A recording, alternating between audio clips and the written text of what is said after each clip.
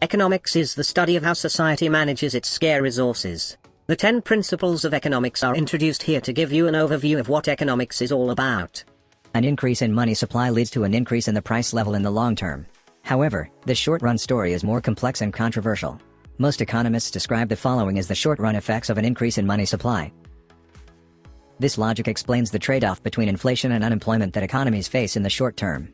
Such trade-off is still a subject of controversy among economists. Most economists agree that there is a short-run trade-off between inflation and unemployment.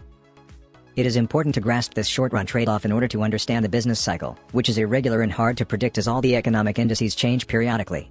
Policymakers take advantage of such short-run trade-off through various policy instruments.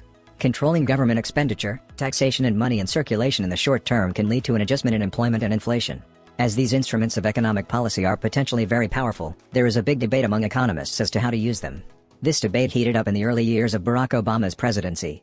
Starting from 2008, the U.S. economy, as well as many other economies around the world, experienced a deep economic downturn. Problems in the financial system, caused by bad bets on the housing market, spilled over into the rest of the economy, causing incomes to fall and unemployment to soar. President Obama's first major initiative was to lower tax rates and increase government spending. At the same time, the Federal Reserve increased the supply of money. Some feared, however, that these policies might over time lead to an excessive level of inflation. Bestseller of Economics. Principles of Economics Graphic Edition.